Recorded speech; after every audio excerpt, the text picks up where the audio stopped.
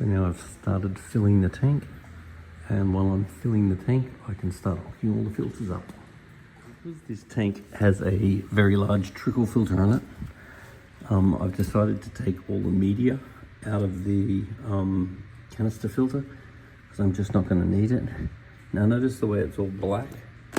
So the problem with all this black is that signifies the formation of hydrogen sulfide, and hydrogen sulfide is actually a poisonous gas. So you just have to be careful doing these jobs. You've got to make sure it's well ventilated where possible, and just be aware that hydrogen sulfide is a poisonous gas. So if you find yourself at sleepy time and feeling sleepy, you probably might want to move away from the area because it can actually kill you. So what I'm going to do next is, when I get the tank running, I've got head spins actually, I'm going to put some polyfilter in the filter because I want to make sure that there's no chance of residual hydrogen sulfide getting into the tank and potentially killing the fish. So adding a layer of polyfilter into the canister filter will make sure that that is not the case. So now what I've done is backflushed this filter for quite a period of time to make sure that none of this water will end up in the tank. I want it to all drain out. So now that I've done that, I can switch that drain off, and then I can test the canister, find out if it's actually working. So the good news is this canister looks to be working very well because that's excellent flow rate coming out of that filter. Now, back in the 90s, there were a phase where people would keep trickle filters, and then they would also keep a canister, and they would recirculate the canister along the bottom of the aquarium on the belief that that was going to improve the water. But we actually found that the biological use of the trickle filter or the sump filter is well and truly enough, and that is really not required. And then as far as the ease of cleaning, they're just too hard to clean. So it's much easier to not have it at all. And circulating within the reef itself is completely overrated. It actually doesn't do much at all. So I would highly recommend that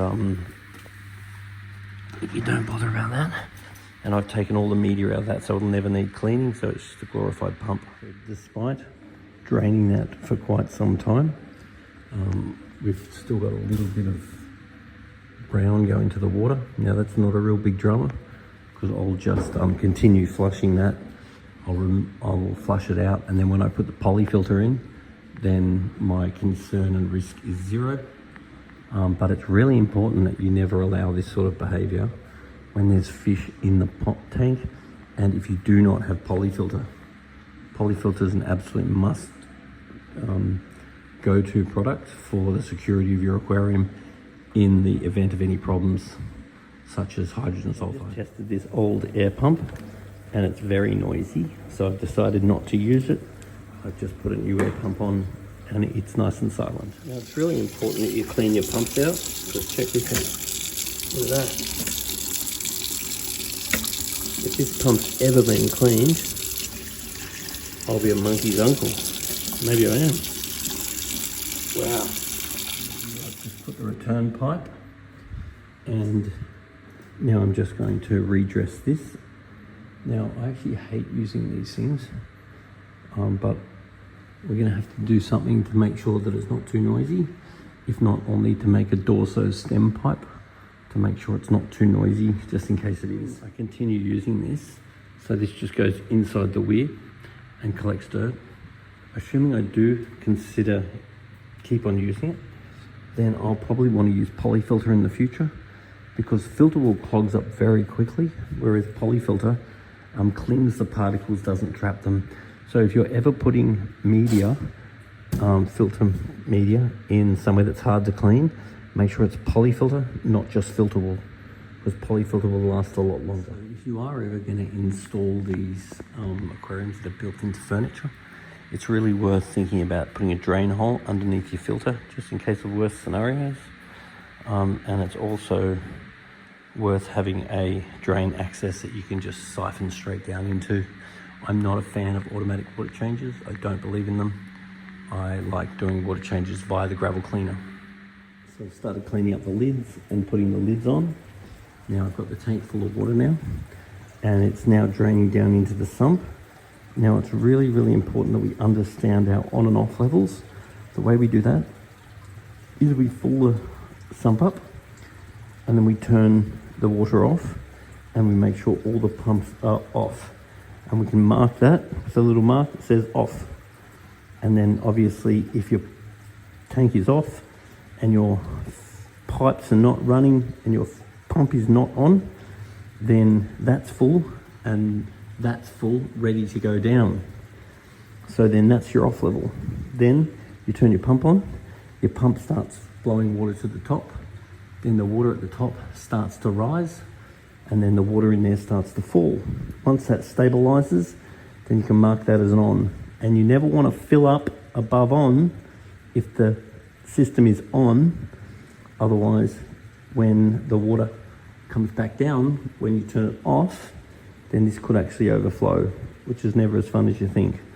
And when I say off, I mean not only is the pump off, but you can't hear the water in the pipe too, because you don't want the water to keep draining down, otherwise it can still overflow the sump.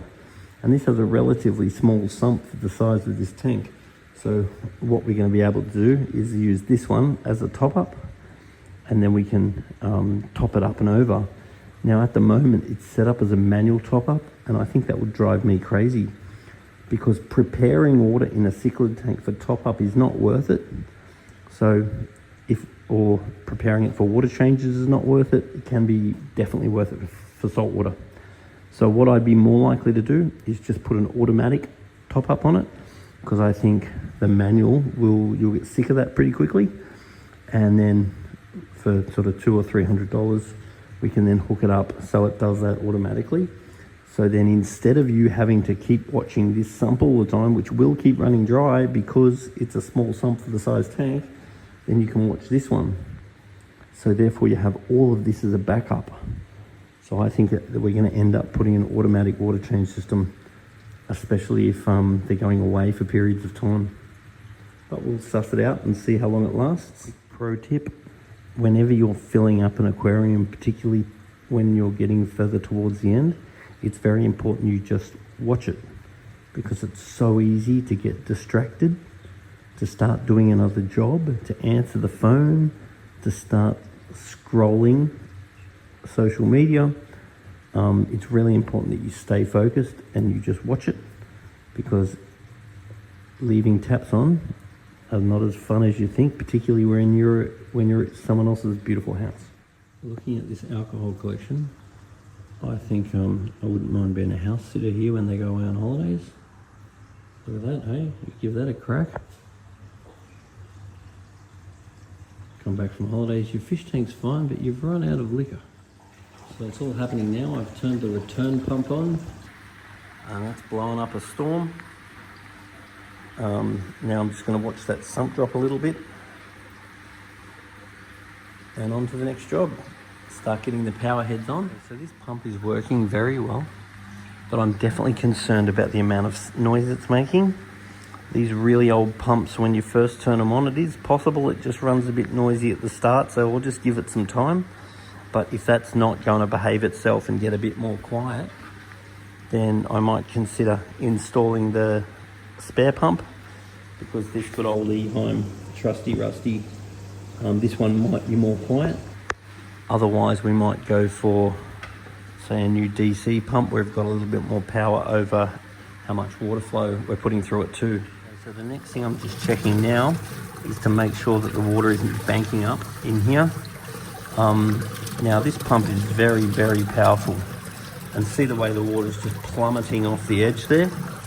Now that's very good as far as aeration and whatever is concerned, but I think it's just unnecessary noise. If I had my way, I probably would put a smaller pump on it, and I'd like the water coming over a little bit less vicious. So though this is totally fine and it does not require action, we may end up finding that we put a smaller pump on it. Once again, a DC variable pump would allow us to put maximum amount of flow through without plummeting the water off. But also I don't want to throw the baby out with the bathwater yet because we've just turned it on, and plumbing has a way of stabilizing itself